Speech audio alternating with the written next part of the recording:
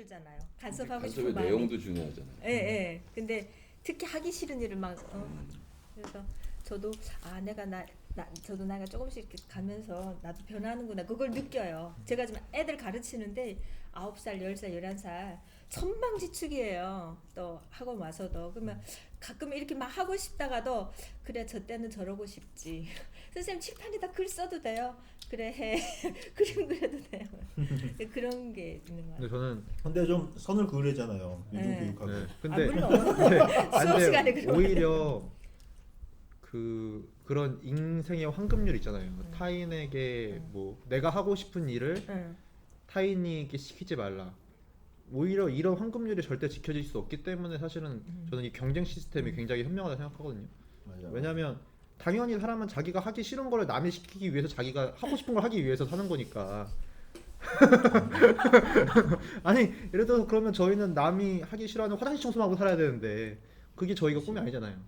당연히 경쟁에 실패한 사람은 그런 일을 할 수도 있는 거죠. 어쩔 수 없이. 근데 그때 자기가 거기서 벗어날 수 없게 그게 계급적으로 제도되는 게 잘못된 거지.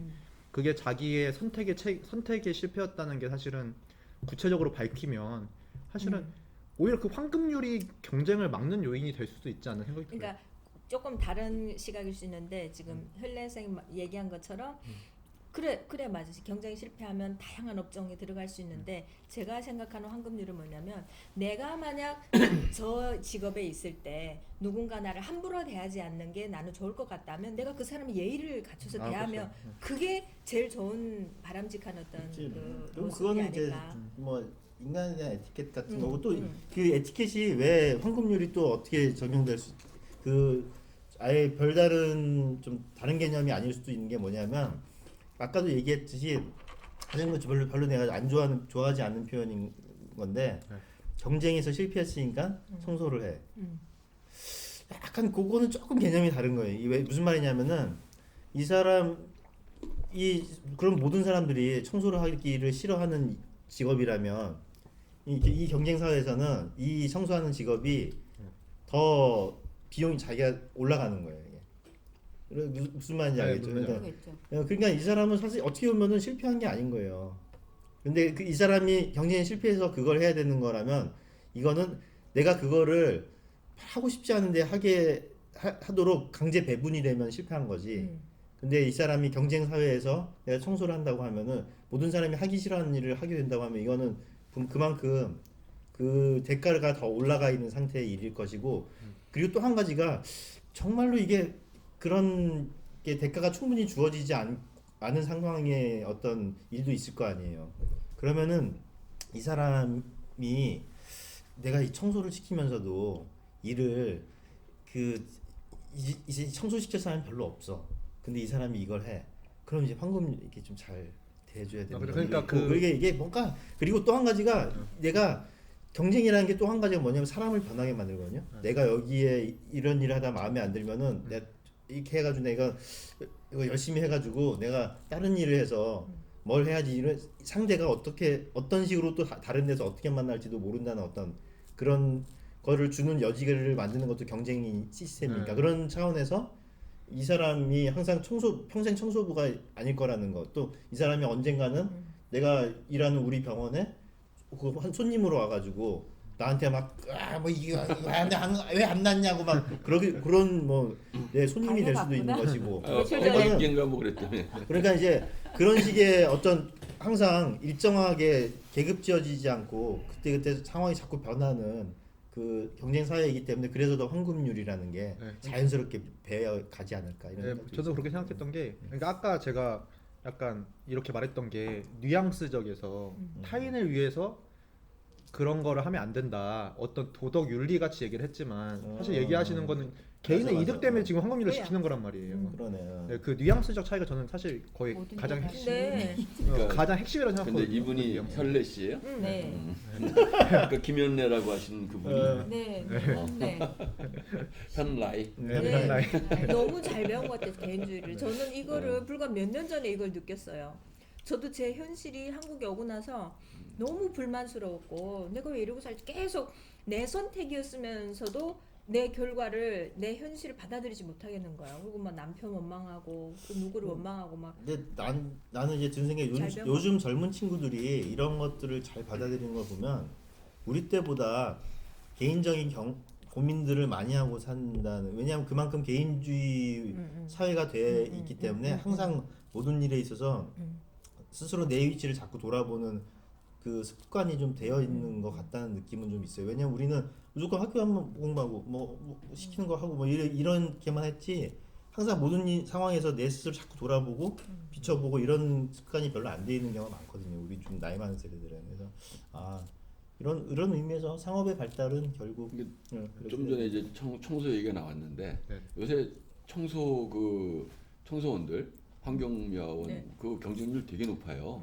아니 근데 모습도 그게 좋고. 청소를 한번 예를 얘기한 게 들어 아니라 그러니까 제가 지금 청소를 이제- 싫어해서 하기 싫은 거를 제가 지금 얘기하던 게 뭐냐면 우리 저 모리님이 얘기하실 때 요즘 젊은이들이 고민이 많다고 그러는 게 할 게 많은 거예요. 자기가 선택할 맞아요. 수 있는 맞습니다. 게. 예. 골라서 그래요. 네. 직업을 골라서 직업이 내가 지금 없는 거지. 뭐를 해야 될지, 뭐를 하는 게 나한테 정말 좋을지, 평생 내가 자기 이제 그 만족을 할 때, 내가 계속 행복할까?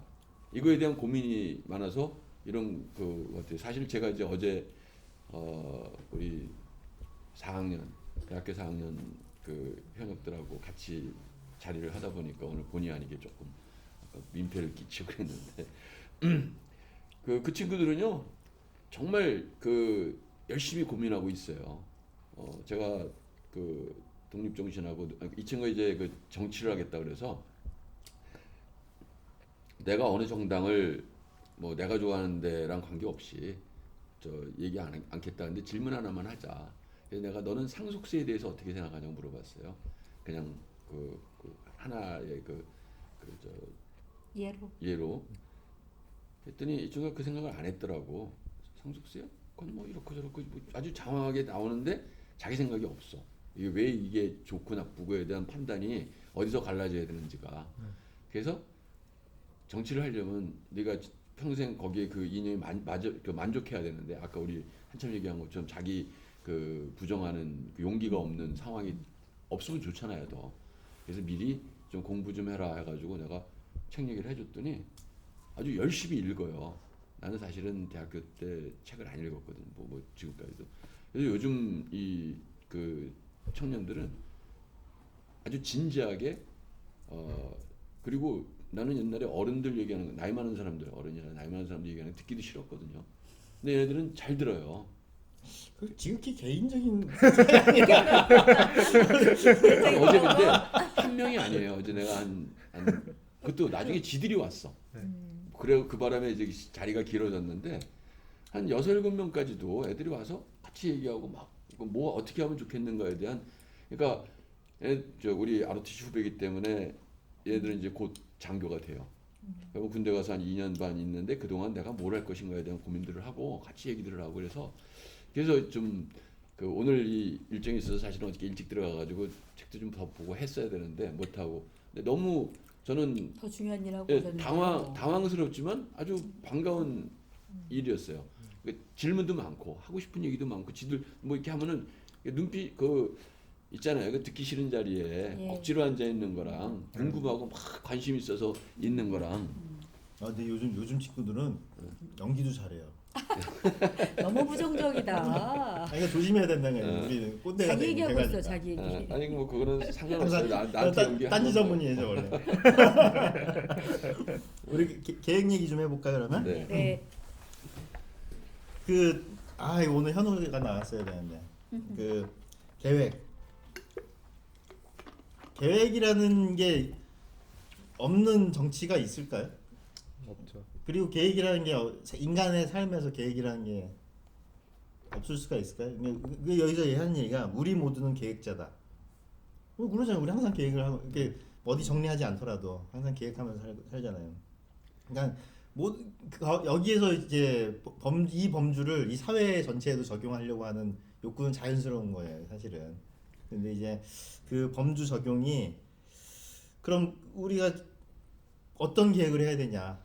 우리 사회를 구성하고 사회 정치라는 게 이제 사회를 어떻게 굴러가게 만드냐 하는 얘기인데 그 사회를 계획을 할 때 어떤 계획을 세워야 되냐라고 할 때 이제 이 사람 내가 이번에 우리 하자고 한 책이 무슨 자유를 위한 계획은 없다 뭐 얘기했잖아요.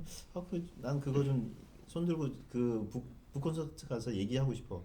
자유를 위한 계획은 없다가 자유를 위한 계획이 왜 없냐고. 하예크는 분명히 자유를 위한 계획을 아주 정교하게 국가 시스템을 법 시스템 잘 짜야 된다고 얘기를 했는데 너무 오해 소지가 있는 그 말 아니냐고 이제 그 얘기를 좀 하고 싶은데 여기서 이제 하예크가 그 얘기를 하는 거예요. 이제 그 무엇을 위한 계획이어야 하냐? 그냥 분배나 무언가를 위한 게 아니고 경쟁 시스템이 잘 그 이루어지도록 하기 위한 계획을 우리는 짜야 된다. 그런데 이제 계획 뭐 플래닝이라는 자꾸 얘기하면 이제 자꾸 플래닝 계획은 얘네들이 집단주의자들이 자꾸 자기들의 사회를 어떻게 구성하고 어떻게 배분하고 이런 계획으로만 하다 보니까 계획이란 단어도 좀 뺏기고 있다. 이 사람 뭐 뺏기더라도 뭐 할 수 없다. 아무튼 이런 얘기를 이제 아무튼 계획을 우리가 세우되 어떤 계획 그 경쟁을 위한 계획을 해야 된다. 그래서 경쟁과 계획은 양립할 수 없다고 하지만 계획을 위한 경쟁은 없겠지. 계획 우리 뭐라고 얘기해야 되나? 경쟁을 위한 계획. 사회주의와 자본주의, 자유주의가 같이 가고 싶어 그렇게 같이 엮어보고 싶어하는 사람들이 되게 많잖아요. 내가 항상 욕하는 뭐 공화주의자들이라든가 간섭주의자들 이런 사람들 따뜻한 보수들이 근데 뭐 다 좋다 그거예요. 그런데 그 사람들에게 하고자 하는 거는 그렇다고 하면은 두 가지는 양립할 수 없지만 경쟁을 위한 경쟁 체제를 잘 만들기 위한 계획만으로만은 그 양립할 수 있다. 어떻게 보면 말장난이긴 한데 그 얘기를 이 사람은 이제 하고 있는 거죠.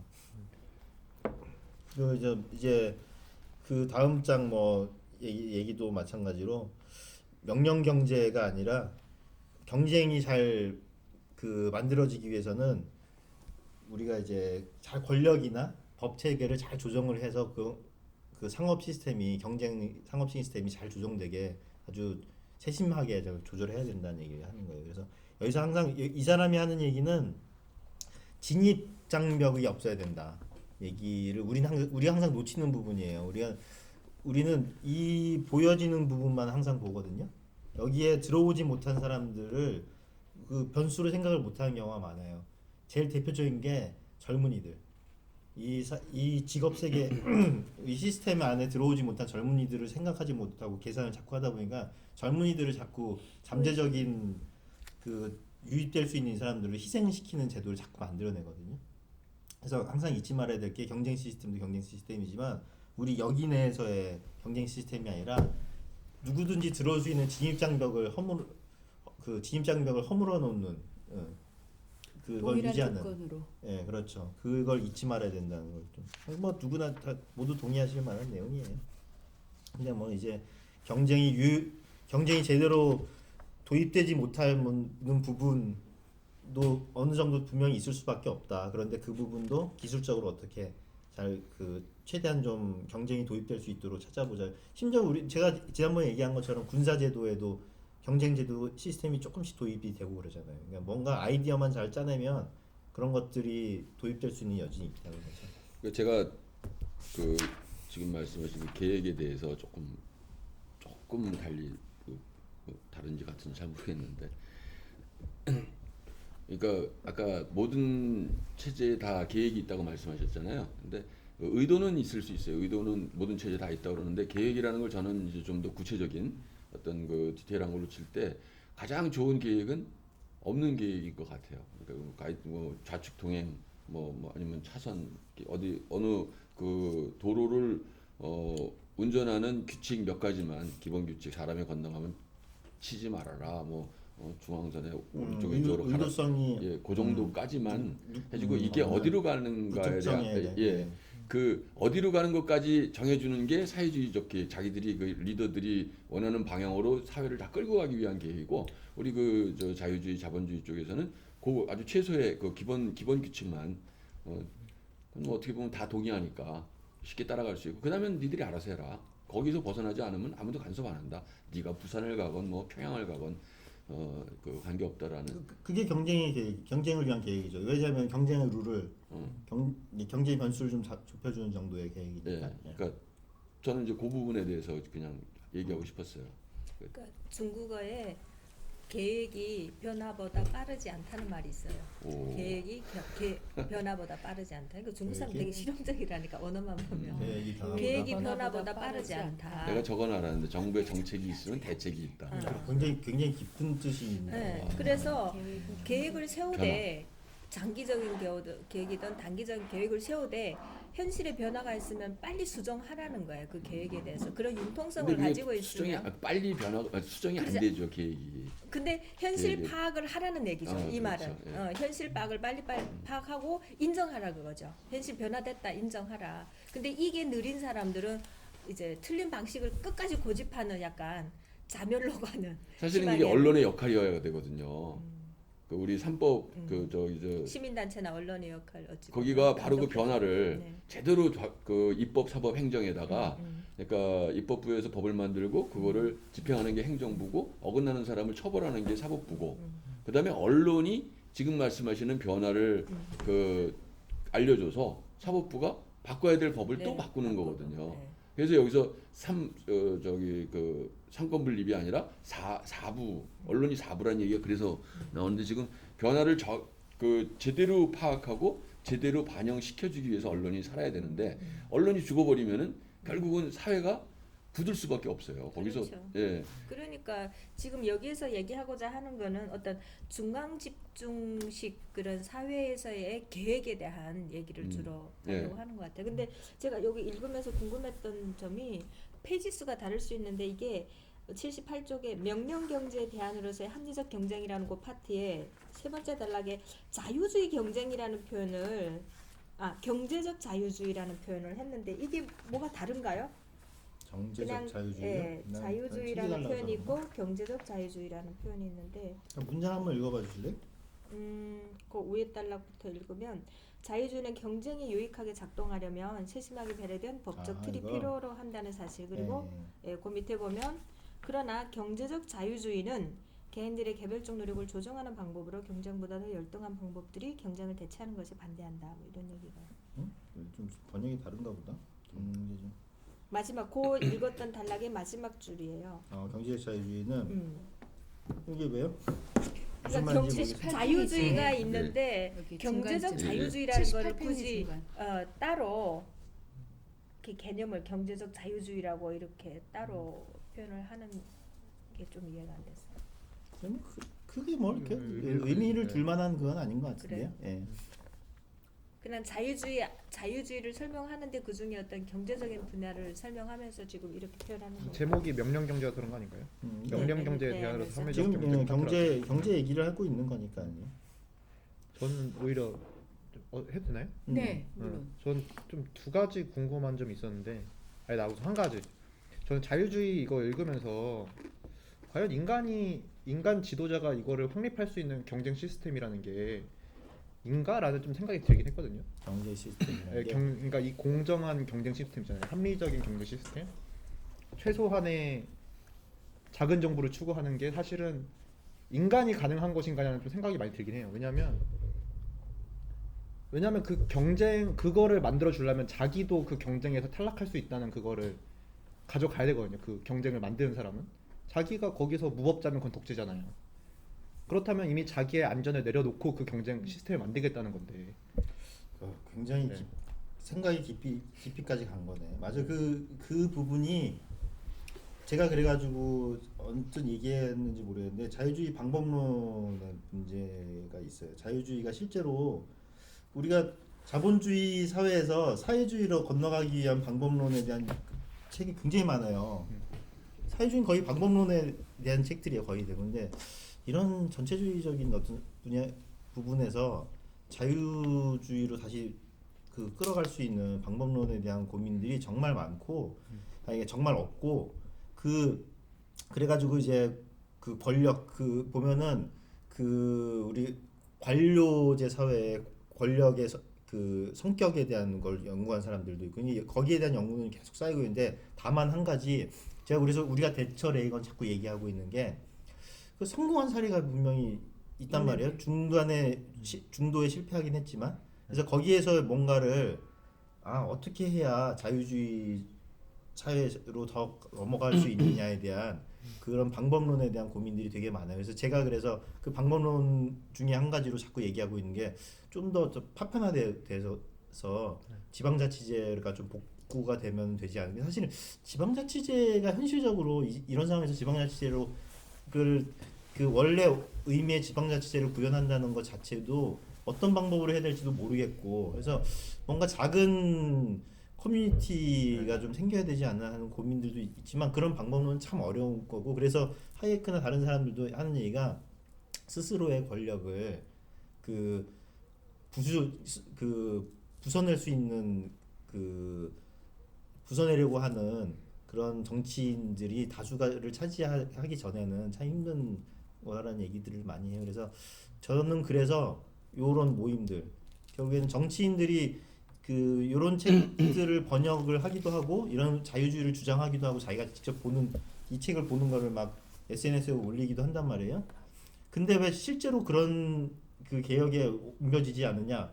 자기가 감행하는 거의 결과에서 얻어지는 손해에 비해서 그걸 또 원하는 사람들의 수가 정확하게 보이지도 않는 거예요. 그래서 그런 정치인들이 움직이게 하려면 이런 정치 사상이 있는 걸 이미 다 알고 있기 때문에 우리 같은 사람들이, 제가 자꾸 유권자 그룹을 자꾸 얘기하는 게 이런 사상을 좀 자꾸 얘기하고 압박을 넣고 해서 스스로 좀 내려놓게 하는 방법도 필요하지 않을까. 좀 이런저런 고민들을 하고 있는데 나는 내가 답을 못 얻을지도 몰라요. 그래서 현래 씨 같은 사람들이 뭔가 좀 좋은 그 아이디어를, 좋은 방법을 찾아낼 수도 있을 것이고, 막 이렇게 모임도 가져보고 이렇게도 해보고 저렇게도 해보고 자꾸 뭔가를 시도해보는 게 그런 의미에서 좀 모색이지 않을까 싶은 생각이 있습니다. 왜냐하면 되게 역설적이게도 자유를 만들어준 사람들을 보면 굉장히 카리스마 있고 오히려 독재적인 뉘앙스가 풍기는 사람이 자유를 갖다 줬단 말이에요. 그렇지, 박정희 맞아요. 대통령도 그렇고, 대처의 그 상황은 제가 모르겠지만 대처도 좀 그런 면이 엄청난 있어요. 카리스마. 굉장히 좀 그리고 독선적인 카리스마가 면이 있어요. 네. 대상이 다르잖아요. 혹시 내 생각할 때는 박정희 대통령이 보였던 카리스마는 국민에게, 일반 대중에게 카리스마가 그 권위적인 그런 대처를 한 게 아니라 저항하고 반동, 거기서 어긋나려는 사람들을 끌어오는데, 그리고 그거 어긋나지 못하게 막는 데에 그 힘을 썼던 거고. 근데 카리스마는 그런 뜻만이 아니라 그러니까 나쁜 의미로 얘기한 게 아니라 음. 결국 자유를 위한 독재였다는 거죠. 좀 역설적이게도. 근데 그렇게 된다면 사실 자유는 어떤 운 좋은 개인에게 의존되어 있단 말이에요. 그 지도자, 운 좋은 어떤 진짜 그런 뜻을 가진, 그리고 사실은 니체의 관점이 굉장히 많이 들어가는데, 제가 느끼기에는 결국엔 니체가 말하는 초인이 즐거워하는 건 오히려 그 사람은 경쟁 속에서 삶을 느끼고 경쟁을 즐거워해요. 본인이 경쟁을 원해. 안정은 삶이 죽은 거라는 거를 확실히 느끼고 있는 사람들이 있단 말이에요. 그런 사람이 그렇게 지도자가 되는 방향이 아니고 각 개인이 정말 그렇게 변하는 게 아니라면 사실 자유주의가 시스템적으로 그게 유지가 가능한 건가라는 되게 회의론적인 그런 게 많거든요.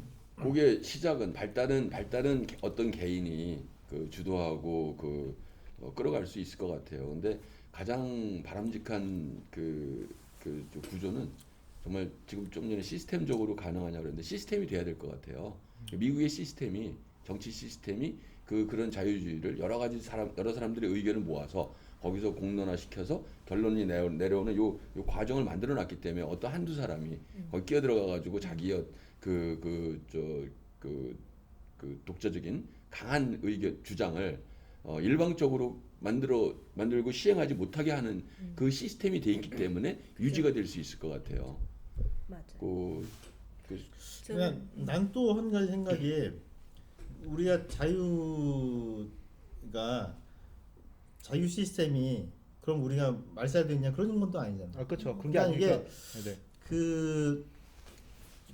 지금이 이게 아까 요런, 박통같이 강한 힘이 나와서 반동들을 이때 이제 필요한 거예요. 그 반동이 이 시스템에서 그런 사람의 출현도 뭐 어느 정도 넘어가면은 그런 거 막아내는 사람도 필요하겠지만, 난 그 전에 하부에서 우리 일상에서의 자유주의적인 어떤 모습들이 살아 있다면, 그거는 너무 정치 공학적인 부분들에 우리가 얽매일 필요는 없다. 사실 저도 지금 일부러 두 가지로 나눠서 얘기를 한 건데 저는 개인적 아까 계속 얘기했던 게 개인적 자유가 있고 사회적 자유라는 서로 다른 관념이 돌아가야 된다고 얘기를 했잖아요. 저는 그렇게 따지면 제가 얘기했던 게 경계를 넘어가는 게 자유라고 한다면 사실은 자유가 아니었던 적이 없거든요. 정확히 말하면 본인의 개인의 역동에서 난 답답해 벗어나고 싶어 해서 레지스탕스가 생겨나는 거고 뭐 그런 반대 운동이 사실은 그렇게 하면 사회주의 그러니까 이게 그런 방법이 다를 뿐이지 모두는 자유를 추구한다고 사실은 봐도 된다고 생각을 해요. 왜냐면 사회주의 운동을 했었던 그때 하셨겠지만 젊었을 때 그 동기가 그거거든요. 이 삶 아닌 것 같아. 나는 더 좋은 삶 만들고 싶어. 다른 삶에서 살고 싶어라는 자유의 의지 때문에 사실은 사회주의를 추구하는 거기 때문에 이거를 이분법적으로 나서서 보면 사실은 이거에 대한 생각이 사실 있어야 된다는 거죠. 이거는 당연히 모두가 자유로운 거니까. 그 생각까지는 자유가 맞아요. 거기까지는 자유로 동의할게요. 근데 거기서 어디서부터 이제 문제가 되냐면 그 자기의 생각을 그 시스템에다가 적용해서 남에게 강제하려고 할 때 그게 나는 사회주의가 시작이라고 생각하거든요. 네, 맞아요. 그 앞에까지는 자유롭게 얼마든지 생각할 수 있고 근데 사상의 자유는 나는 그래서 그 공감해요. 뭐 무슨 생각을 하건 뭘 하건 머릿속에서는 남에게 피해 안 주니까. 근데 사회주의의 시작은 생각한 거를 규합해서 여러 사람은 우리 이렇게 해야 돼 라고 강제하고 강요할 때 그때 나는 사회주의라고 생각하거든요. 그러니까 거기서 도돌이표라고 느껴지는 게 네. 그러니까 인간이 과연 남에게 강제를 안 할 수 있겠냐는 거죠. 이제 그 부분이 그래서 개인주의를 자꾸 얘기를 하는 건데 그 옳고 그름은 분명히 있잖아요. 사상적으로 보면 그죠. 사회 시스템이 네, 그죠. 우리 경쟁이라는 건 항상 살아 있어야 하고 근데 저 친구들이 이런 시스템 그걸 자꾸 없애려고 하는 방향으로 간다. 그건 당연히 자연스럽게 막아야 되잖아요. 근데 사실은 그런 이제 옳고 그름의 문제는 분명히 있어야 된다는 거예요. 근데 사실은 대부분의 정치인들이 지금 문재인 정부가 유별나게 뭐 전체 자유를 뭐 없애려고 하는 약간 뉘앙스 때문에 많이 일어나긴 하지만 사실은 다 대통령이 되면 자기 이득에 해는 어떤 일정 부분에 대해서는 다 이득을 취하는 것 같단 말이죠. 본질 약간 그렇게. 박정희 대통령은 정말 특수한 케이스고 뭐 이명박 근데 다시 개인 이익이 아니라 이렇게 누구든지 그 권력을 잡으면 자기가 직접 뺀 부분 하는 권력 하려는 능력을 그 권력 놓지 않으려고 하죠. 우파도 마찬가지. 그래서 시스템이 필요하죠. 어디까지는 허용되고 뭐는 하면 안 되고 하는 그 합의된 구조 속에서 대통령 권한 범위 내에서 그래서 권력 남용이라는 게 나오는 거고 그 넘어갔을 때 그거는 처벌받는 거잖아요. 거기선 자유가 아니에요. 거기 넘어갈 때 틀에서. 그래서 저는 사실은 아까부터 이제 얘기하고 싶었는데 나는 박정희 대통령이 자유주의자라고 생각 안 해요. 그 양반은 제가 볼 때는 사회주의자고. 자유주의자는 아니에요. 자유주의자인 그 권력자는 우리나라에 나오죠. 애국주의. 정말 나는 자기의 다 이승만 난 다들 자유주의자라긴 아니야. 자유주의. 나는 결과적으로 네. 박정희 대통령이 그 한 게 한 그 저희 그 사람의 정책의 정책의 결과가 결과가, 자유의 확대였다는 거지. 근데 박정희 그 시기의 어떤 사회 개혁이 준 시그널이 굉장히 전체주의적인 시그널은 굉장히 커요. 되게 위험하다고 느껴져요. 그 부분은 우리가 극복을 분명히 해야 돼요. 그 부분. 근데 이제 항상 박정희가 때가 좋았어라고 하면서 그 방식만을 자꾸 전체주의적인 방식만을 자꾸 되돌아가려고 하는 우파들이 나는 걱정이라는 거죠. 그러니까 민주주의가 가장 비효율적이라고 그러잖아요. 그래서 그 비효율성에 우리가 그 짜증이 나는 거예요. 이렇게 하면은 다 따라오면 되는데 왜 안 따라와? 그래가지고 민주주의를 깨려는 이 충동이 생기게 되죠. 내가 힘이 있다면은. 그래서 그걸 막아주는 게 역시 시스템이 되니까 시스템을 규칙을 지키고 그런 점에서 박정희 대통령이 이제 비난을 받게 되는 건데 그때 이제 유신헌법 해가지고 근데 유신 자체도 어떻게 보면은 뭐 자기 개인을 위한 게 아니라 국가적인 거였기 때문에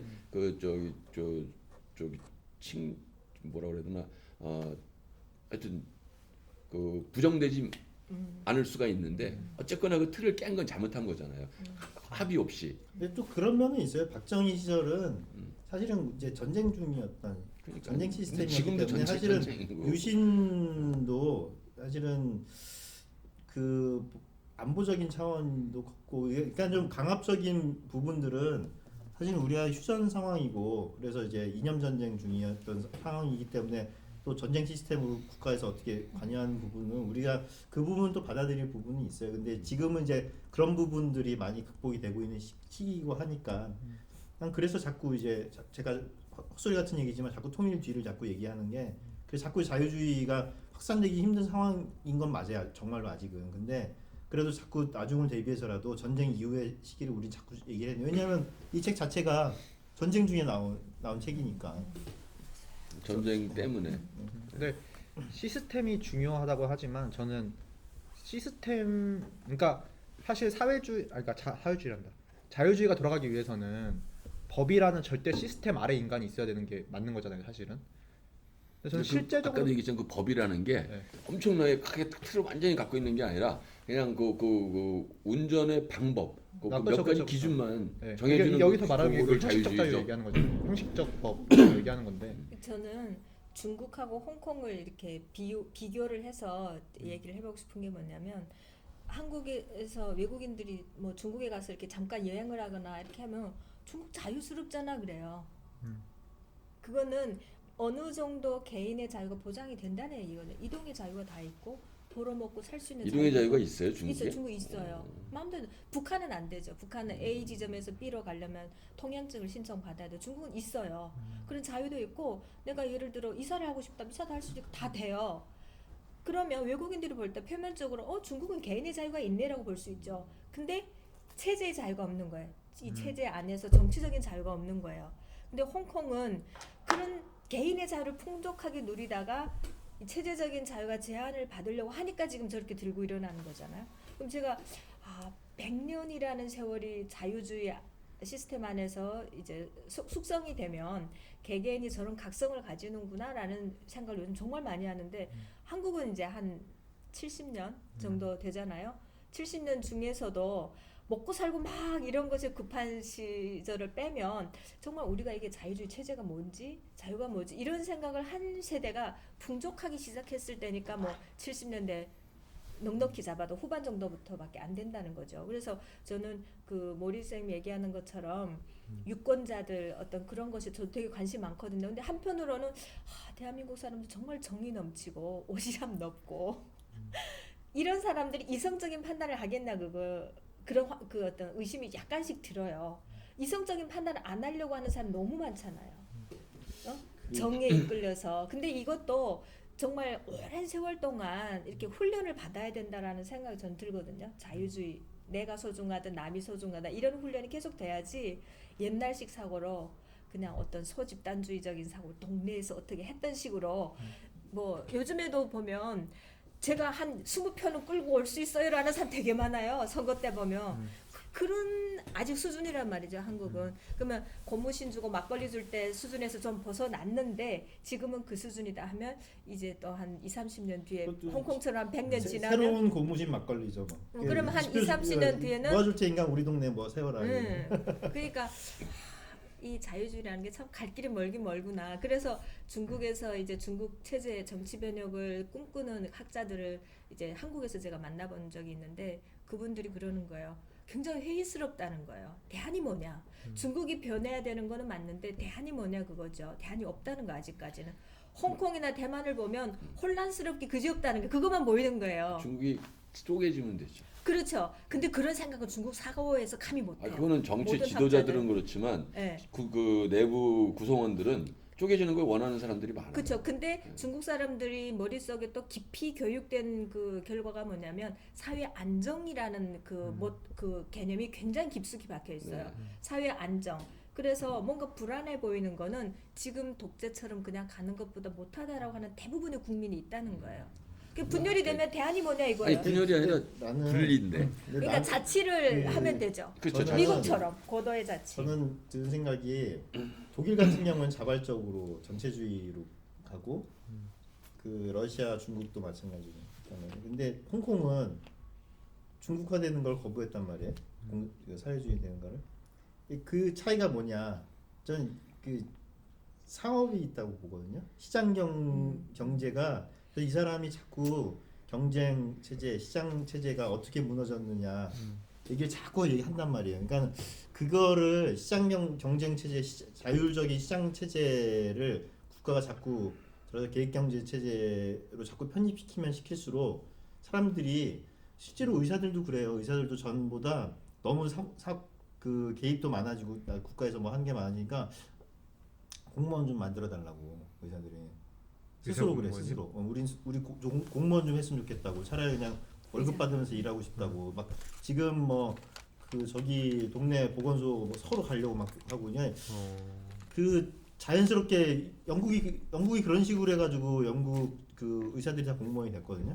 그러니까 그런 시장 경쟁 체제가 무너지면 사람들은 자연스럽게 전체주의적인 그쪽을 향해서 가게 된다는 얘기를 이 책에서도 하고 있는 거고 그래서 우리가 뭐 이런 모임도 중요하지만 별개로 시장 경제 체제가 경쟁 시스템이 무너지지 않도록 그 시장 경제가 정치 소나기 벗어날 수 있게 계속 싸워야 된다는 거죠. 그래서 거기에서 차이가 있지 않을까 저는 그런 생각이 좀 있어요. 참 그리고 아까 그 변화가 그 계획보다 빠르다고 하는 빠르지 않다. 빠르지 않다고 하는 계획이 변화보다 빠르지 않다고 하는 얘기를 듣고 이제 든 생각은 거기에 답이 있는 거예요. 어떻게 보면은 그 계획이라는 거를 세워서 경쟁을 위한 계획을 세우는데 그 중간에 자꾸 바꾼다 그러잖아요. 계획을 그런 부분이 생기는 거예요. 그 저 형님이 얘기하신 것처럼 이제 그 신호등 같은 것도 우리 좌측 통행하다가 우측 통행 바꾼 다음에 얼마나 혼란이 벌어져요. 바뀔 규칙이라면 만들지 말아야 되는 거예요. 그래서 우리가 법을 최소화하고 정부의 권한을 최소화해야 된다는 게 세상이 계속 바뀌고 진화를 하거든요. 그 시장 경제 체제에서는 진화에 맞춰서 규칙이 자꾸 바뀌면 사람들이 예측 불가능성이 생긴단 말이에요. 그러면은 이게 그다음부터는 시장 경쟁 체제가 뭔가 문제가 생기는 거예요. 저도 그래서 하는 얘기가 우리가 그 하려고 하는 계획의 의미는 뭐냐? 우리가 왜 계획이 집단주의적 계획과 자유주의적 계획을 얘기하냐 해서 자유주의적 계획이 더 의미가 있느냐 하는 문제는 이런 계획 예지 능력과 우리의 예지 능력과 체계적 사고를 최선으로 활용하도록 하기 위한 그 시스템으로서 우리가 얘기를 하는 거다. 우리 목적은 그거다. 우리가 갖고 있는 능력이나 예측 이런 걸 가지고 최대한 활용할 수 있도록 해야 되는 것이다. 그런 의미에서 최대한 계획과 법칙이 최소화돼야 된다. 작은 정부가 그런 의미인 거지. 무조건 뭐 정부를 작게 하자 이런 얘기가 아니고 작은 정부가 정부에 힘이 없다는 얘기도 아니고 예, 그런 차원인 거죠. 그래서 이 정도 이제 하고 마지막 아직도 3장 다 안 끝났어요. 그래서 제가 항상 얘기하는 중앙집권적 명령과 경쟁의 혼합 이게 이제 우리 항상 얘기하는 따뜻한 보수줄. 이 보면 이제 83페이지 같은 페이지인지 모르겠는데 좌파 및 우파 사회주의자들을 실제로 단결시키는 것은 경쟁에 대한 공통된 혐오감과 이를 지시경제로 대체시키려는 공통된 소망이다. 예, 우리는 그 결국에는 우리 내부의 사회주의자들도 분명히 경쟁에 대한 혐오감, 자본주의는 좀 뭔가 문제가 있으니까 이거 좀 그 보완하는 무언가가 필요해, 개입이 필요해라고 얘기하는 건 이미 경쟁 자체에 대한 혐오감이 많건 적건 있는 거거든요. 그런 사람들은 일단 적으로 봐야 된다. 우리는 그래서 이 사람을 그래서 경쟁을 우리 내부의 우파 내부에서 그런 사람 얘기를 하는 사람은 설득시켜야 된다. 그렇지 않다. 자본주의는 옳고 아름답다. 이게 무너지면 우리는 결국엔 또 흘러간다. 시장이 무너지면 안 된다는 얘기. 경쟁 결과가 어떤 비참한 그 누구의 그 정말 완전히 다 잃어버리는 그런 상황이 되지 않게 만들면 되겠죠. 경쟁을 해서 뭐 지금 지난번에 그 AI 시대에 대한 제가 얘기를 했을 때 그런 일이 없을 거라고 얘기를 하셨는데 저는 지금도 똑같은 생각을 하고 있거든요. 그러니까 로봇이 인공지능이 그 많은 생산을 담당하게 됐을 때 사람이 기여할 역할이 없어지고 역할이 없어짐으로 해가지고 수입이 없어지면은 그 사람들의 뭐 생계는 어떻게 할 거냐. 그럴 때 그 사람들이 어떻게 보면 경쟁에서 도태가 되는 건데 도태된 사람들을 그 챙겨줄 수 있는 구조가 또 구조가 나오는데 그 시스템이 그 갖춰져야 될 것 같아요. 경쟁을 전제로 할 때 경쟁에 떨어지는 사람들에 대한 그 이 보살핌이 가능한. 근데 그게 여기 책 뭐 뒷부분에 나오는지 모르겠는데 결국은 그게 그 사람들을 안 보살핀다는 게 아니라 최소한의 보살핌이라는 네, 거거든요. 근데 맞아요. 이게 지금 현대 사회에서 이미 우리 한국 같은 경우는 최소한의 보살핌이 형성이 돼 있는데 도가 지나치. 그게 중요한 게 아니라 사람들의 심리 상태로는 이미 자기는 빈민이라니까요. 최소한의 끝없지. 네, 잘 살지만 과거랑 비교하면 잘 살지만 과거를 생각하지 않고 지금 빈민인 게 중요한 거예요. 근데 결국에는 그 보살핌이 경쟁을 저해하는 요소가 된다면 그건 문제가 되고, 또 한 가지는 그것도 생각해야 돼요. 이게 예비군이 있기 때문에 경쟁이 되는 거거든요. 실업자가 있기 때문에 경쟁이라는 게 형성이 되는 거예요, 사실은. 그래서 그 AI 때문에 사람들이 직업을 잃을 것이다 라고 얘기하지만 생각보다 그게 그렇게 혁명적으로 그 도입이 될 수도 없고, 또 한 가지가 의사가 이미 AI를 쓰고 있어요. 왜냐하면 진료실에서 컴퓨터 없이 진료 못해요. 불과 10년, 15년 전만 해도 의사들 컴퓨터 그 쓰는 거 다 싫어했거든요. 사람이 의사가 차트를 써야지 컴퓨터를 해가지고 되냐? 뭐 이랬거든요. 컴퓨터를 쓰니까 훨씬 그 노동 집약도도 높아지고, 이게 우리나라 의료 비용이 낮게 유지될 수 있는 이유 중에 하나가 굉장히 우리나라는 자동화가 많이 돼 있어요. 우리나라 의료는 어느 나라보다도. 그러니까 적은 비용으로도 이게 어떻게 보면은 이런 환경이다 보니까 의사들이 살아남으려고 인건비 줄이고 어떻게 해보려고 뭔가 AI, 우리나라 특히나 AI 도입이 그 될지 어떨지는 모르겠지만 AI 도입이 된다고 해도 AI라는 거에 무조건 AI 이게 딱 들어서 오늘부터 AI 쓰는 거 이런 식으로는 안 될 거란 말이에요. 이게 그 이제 조금씩 스며들면서 사용이 될 거면은 자연스럽게 그걸 활용해 가지고 무언가가 더 고양되고, 의사의 역할이라는 게 훨씬 의사도 생각보다 단순직이 많아요. 단순히 똑같은 일 반복하는 게 되게 많아요. 그런 거 맡겨놓고 그 환자를 만나서 더 얘기를 더 많이 나눌 수 있는 시간을 가진다거나, 뭔가 이렇게 새로운 식으로 직업의 질이나 뭐 모습이 달라지는 거고, 그리고 의사의 수가 줄 수 있어요. 의사가 수가 줄면 의사가 뭐 그러면 나는 의사니까 평생 내 면허증 가지고 내가 평생 먹고 살아야 돼? 이런 마음가짐 자체가 또 문제인 거예요, 사실은. 의사에서 내가 뭐 거기에서 뭔가 좀 그 역할을 못하는 사람이면 나와가지고, 의사들 보면 요즘 뭔가 먹고 살기가 힘들어진 거 유튜브도 하고 그러더라고. 저희 의사의 이름 걸고.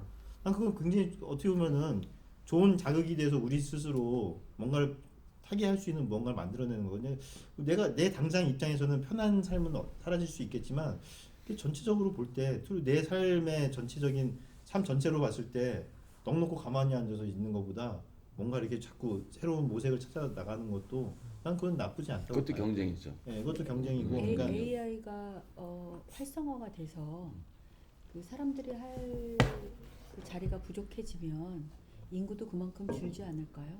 그리고 하기 싫어서 사람들이 그리고 지금 이미 줄고 있잖아. 그러니까 그리고 더 이거 가속화돼서 까놓고 말해서 내가 그거를 원하지 않아도, 그러니까. 의사가 원하지 않아도 AI가 좋다고 하면 도입될 수밖에 없고, 그리고 노동자들이 옛날에 산업혁명 이라고 저기 그 기계가 우리 일자리 뺀다고 다 때려부쉈잖아요. 그래도 기계 도입되잖아요. 그러니까는 이거는 어차피 인간 사회에서 또 시장 경제가 무너지지 않는 한에서는 새로운 진보와 혁신은 계속 들어올 수밖에 없는 것이고, 거기에 맞춰서 계속 가야 되는 거죠. 그래서 그러니까 의사들이 다 이게 일자리가 많이 줄어들 텐데 그거 반대해야 돼? 반대하겠죠. 그렇지만 반대한다고 사람들이 반대가 옳은 거예요? 나도 의사지만 그거는 어쩔 수 없는 것이고, 그게 옳은 방향이라면 그렇게 내가 의사들이 뭐 반대를 하더라도 그 도입되는 것이고, 그리고 의사들이 또 반대한다고 도입이 안 되는 건 문제가 있는 거 아니에요? 아니 근데 지금 이제 AI의 피해자가 의사가 되는 건 이건 극단적인 그 예가 되는 거고, 일단 1차적으로는 제조업의 그 노동자들이 그 일이 없어지잖아요. 그랬을 때 그 사람들이 그동안 사실 제가 필리핀에 그 일을 많이 했는데 거기 남자들이 할 일이 없어요. 제조업이었기 때문에. 그래서 그 거기는 주 산업이 뭐 항공 그 서비스 쪽인데 항공, 금융, 뭐 요식업, 관광, 이런 보험, 통신 이거 말고는 산업이 없어요. 그러다 보니까 대부분의 취업자가 여자예요. 그 여자들은 자기들이 벌어가지고 자식과 남편을 먹여 살려야 되는 거예요.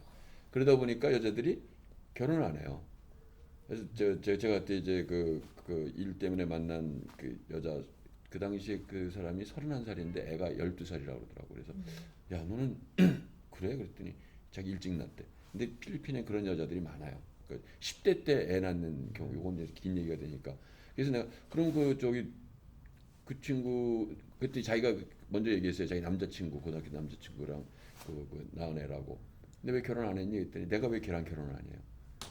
근데 이 친구도 괜찮은 저 있는 집이고 그 남자애도 괜찮은 집안인데 그 당시에도 이 남자는 직업이 없고 여자는 직업이 있으니까 그 애는 자기 부모님이랑 같이 키우고 있고 그래서 그거 보면서 그때 야 이 제조업이 참 중요하다. 근데 거기는 애초부터 없었지만 우리나라가 만약에 제조업 없어지면은 그런 상황이 될 거 아니에요. 근데 그 저희 나라 제가 제일 그냥 요즘 긍정적으로 보는 것 중 하나가 직업 교육이 굉장히 잘 돼 있더라고요 나름대로.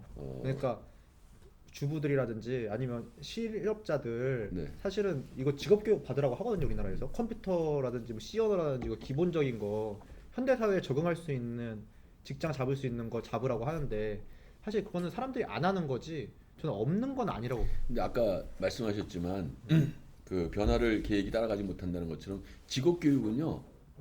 그 실제 직업 교육 가서 보면은 그 써먹을 거 없어요. 기본적으로 입이 다 할 수 있는 것들이고 그걸 교육받았다고 해서 취직이 되는 가능성이 그렇죠. 근데 높지가 않아요. 이미 다 할 수 있는 거지만 예를 들어서 컴퓨터 분야 같은 경우는 모르면 못 하는 거거든요. 그리고 그 사람들이 지금 취업을 하려는 게 그거 직업 교육해서 대기업 가려는 거 아니잖아요. 어디를 가도 어디를 가도 없다고. 아니 그거 해가지고 그 특별히 그 직업 교육을 받았다고 예를 들면 뭐 조리사, 네. 그다음에 뭐 컴퓨터 프로그래머. 근데 거기서 교육받은 사람을 채용할 사람들이 아마 그 기업가 입장에서 자기 그 고용주 입장에서 거기서 교육받은 사람은 채용하고 싶지 않은데. 아니 그게 그러니까 그 사람들이 그거는 더 높은 사람을 채용할 수 있다는 전제인데 네. 그 높은 사람들이 거기를 갈 거라는 보장이 없잖아요. 그러니까 그 기업의 레벨에 따라 다른 것 같아요. 왜냐하면 우리나라는 사실은 지금 취업을 못 구하는 소기업도 굉장히 아직까지는 많다고 저는 알고 있거든요. 일단 한국- 회사 입장에서 얘기를 할게요. 옛날에는 그 격리 직원이 필요했고 그 다음에 그 격리 직원이 얼마 되면 뭐 세금 계산서니 뭐니 일할 게 되게 많았어요. 근데 요새 그 병원도 없잖아요. 그냥 하면 다 자동화돼서 넘어가요. 그 직원 자리가 없어졌어요. 그 리셉션 하는 사람이 하고 원장님이 뭐 확인만 해주면은 이제는 한 사람 일자리가 없어진 거예요. 그러면 그 사람이 그리고 다른 데 가서 다른 데서 그 일을 하냐? 아니 다 없어졌거든. 그래서 그런 부분들이 제가 이제 얘기하는 AI나 뭐 자동화에 일자리가 없어지는 그리고 제가 아까 이제 그 제조업 얘기를 했지만 제 공장에서도 공정에 제가 옛날에 동광 뭐죠? 광주에 네, 동광 거기 갔는데 동관. 그 우리나라는 그 SMD 라인이라고 그래가지고 그 서피스 마운팅 그 칩이 그 휴대폰을 만들면 조그만 깨알 같은 칩들이 막 팍 해서 라인 가면서 집히는데 거기는 사람들이 쫙 앉아 있어요. 핀셋 들고 돋보기 이모하는 거 놓고 조명해 놓고 그래가지고 자기 앞에서 딱 집어가지고 거기다 놓는 거예요 이게 그래서 우리가 그 매뉴얼 저 자동화 라인이라고 SMD 라인이라고 그랬는데 그 사람들이 이제 필요가 없는 거예요. 그때는 일시적으로 그 장비가 너무 비싸니까. 인건비가 싸니까. 예, 인건비가 맞았죠. 싸니까. 근데 지금 그때는 진짜 우리나라의 10분의 1도 안 됐어요. 근데 외국인들이 들어가면은 뭐 그냥 졸지에 그 외국인 투자자 되면은 여러 가지 규정 다 하면은 한국의 한 50% 이상까지 인건비가 올라가요. 그러니까 당연히 이거 없애고 장비 갖다 깔죠. 근데 그런 부분은 오히려 시장에 맡기지 않아서 생기는 문제 아닌가요? 국가가 자꾸 개입을 해서 무슨 인건비 문제에 개입을 한다거나 자꾸 이렇게 급격하게 그 조정을 하지 않으면 안 될 상황이 자꾸 만들어지니까 자꾸 급격하게 도입이 되면서 생기는 문제들이 더 크다고 저는 보거든요. 왜냐하면 우리도 병 같은 경우도 간호사 2명 쓰다가 1명 자르게 된 이유가 그 당장 인건비 문제가 우린 최저시급으로 거의 뭐 저희 가고 있는데 그렇게 돼 버리니까 특히 소아과들이 요즘 다 문 닫아 버리고 이런 게 수학과 왜 문 닫아요? 거의 소아과는 간호사를 많이 써야 돼요. 그리고 소아과는 돈이 안 돼서 애들이 아침 그 일찍이나 저녁 늦게 오는 경우가 많은데 그러면은 8시간 길어요. 근무 시간 이상이면은 1.5배도 줘야 되고 그러니까 이 사람 수를 어떻게 못 하고 이러니까 소아과가 지금 일단 적응이 안 되니까 다 일단 문을 닫고 보는 거예요. 그러면 이제 뭔가 극복할 만한 그게 나오겠죠. 우리도 지금 극복할 만한 그런 기계적인 이런 게 뒤늦게 막 나오고 있거든요.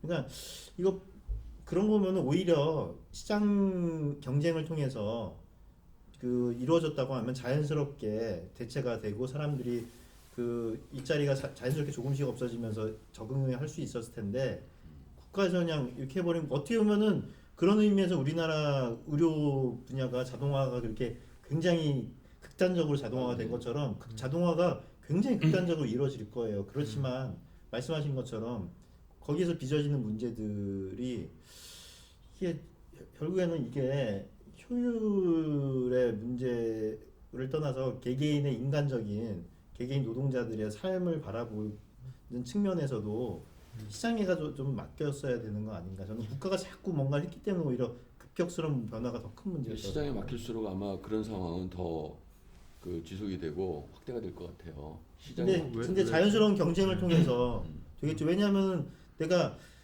이건 저는 이제 좀 상상을 하는 건데 우리 간호사를 자를 때 제일 고민을 했던 게 현실적으로 고민을 했던 게 뭐냐면은 얘가 만약에 아프면 2명이 있는데 한 명이 만약에 아파서 못 나오면 어쩌나. 그리고 얘가 혼자 있다고 해서 배째라고 막 갑자기 근무 태도가 하면 어떠나. 그리고 기존의 얘를 때문에 또 찾아오던 환자들도 있을 텐데 사실은 마찬가지예요. 기계를 도입할 때도 마찬가지 아닐까요?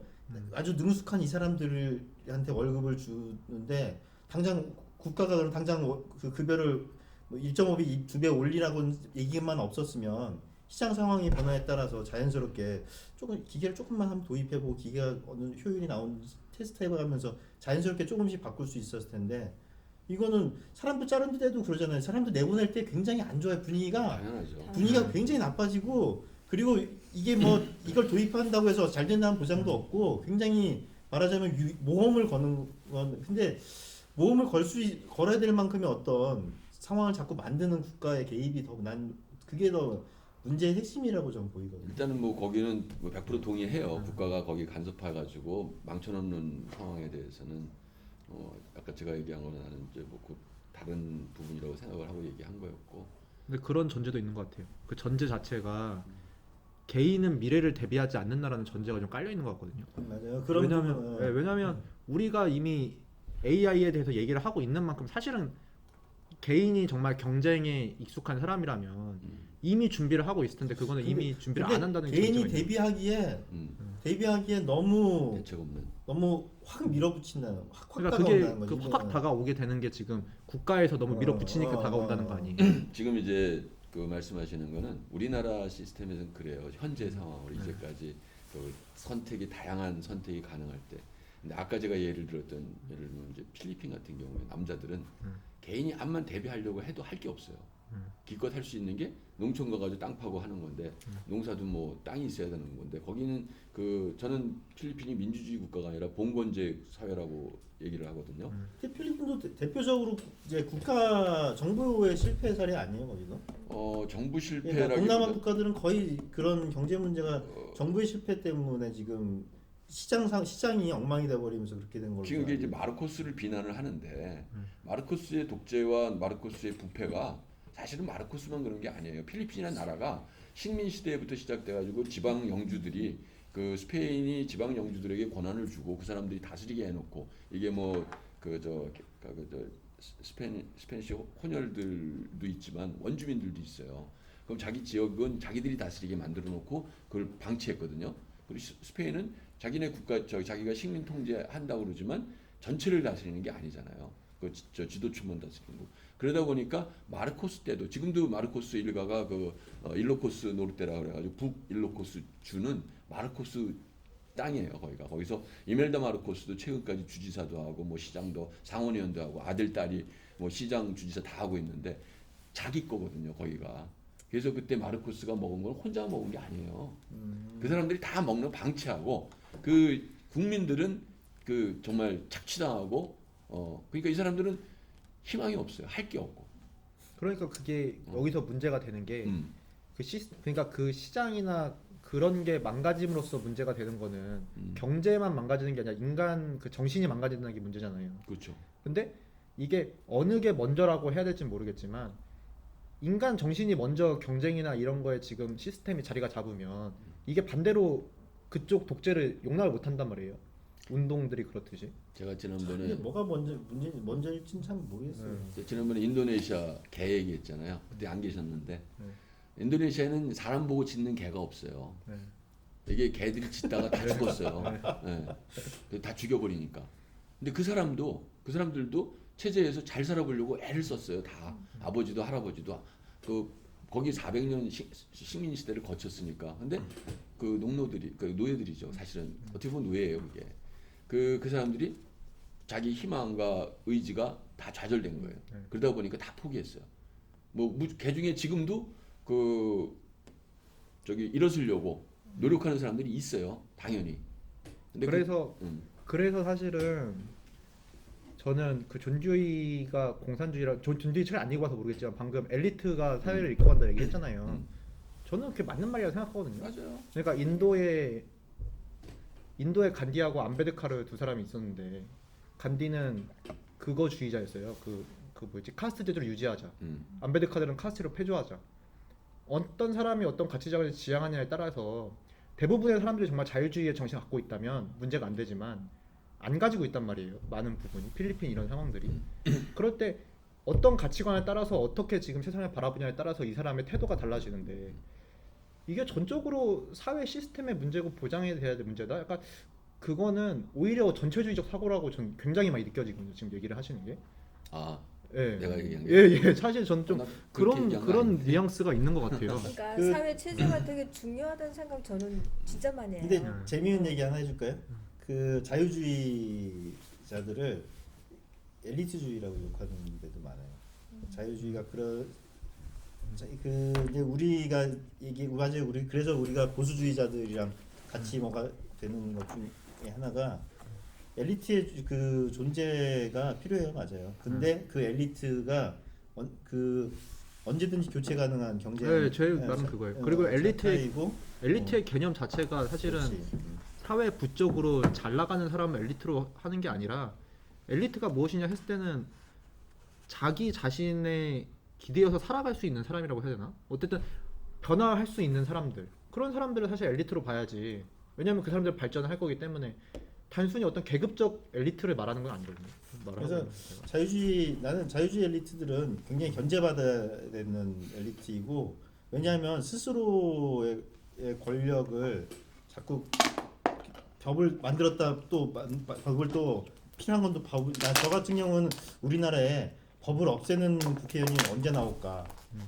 잘못된 법을 없애는 국회의원이 나오면은 그때부터는 뭔가 시작되는 거 아닐까 그런 생각이 들 정도로 그런 엘리트들을 그런 식의 철학을 가진 엘리트들이 나와야 되는 건 맞고, 근데 그런 엘리트들이 이제 만들어야 되는 시스템을 지금 형님이 얘기하신 거니까 이제 우리가 가야 되는 그 시스템이라고 하는 것은 그거는 뭐 부정하진 않잖아요. 어떤 지향하는 시스템이 있다는 거. 근데 그 시스템을 어떻게 구성하느냐, 그리고 시스템이 무조건 사람과 별개로 하진 않는다는 걸 또 얘기하는 것이고. 그러니까 그건 서로 다른 얘기는 아니에요 지금. 이제 죄송한데요. 궁금하시면 이 노예이길 말고도 저희 독서 모임이 있거든요.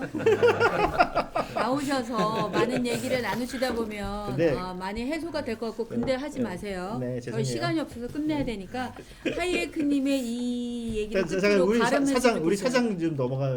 아니 사장 못 넘어갈 시간이 없어서 계획과 경쟁은 경쟁을 위한 계획이라는 형태로만 결합될 수 있으며 경쟁에 반하는 계획이라는 형태로는 결코 결합될 수 없다. 하이에크님의 말씀이니까 잊지 맙시다. 그리고 저희 시간이 너무 없어서 3장까지만 올해 다음번에 지금 4장 12시 반 약속 있잖아요. 예 저희가 약속했어요. 거기 지금 가시는 거예요? 네네 약속을 해놨기 때문에 어떻게 그럼 그 다음에 이어서 할까요? 예 4장 5장을 다음 사장은 별 얘기 없긴 한데 그럼 4, 5 다음번에 그럼 4, 5, 6장을 4, 5, 6을 하는 걸로 할까요? 시간을 좀 더 가져요. 다음번에 3시간 합시다. 쟤는 왜 끝이 없을까요 얘기가? 근데 사실은 이게 책 진도도 진도지만 얘기를 좀 많이 해야 돼요. 왜냐면 그 내 걸로도 이 내용 아닌 박성 다른 오늘 내용이라도 나오세요. 오늘도 이승만 아무튼 갑시다. 오늘도 아무튼 뭐 이렇게 끝나는데 그 장소는 어떻게 마음에 드세요? 나 여기 너무 좋은데요. 저는 네. 일단 가까워서 좋아요. 그러면은 이제 이곳을 자주 좀 이용하는 걸로 하고 오늘도 예 수고 많으셨습니다. 마치겠습니다. 감사합니다.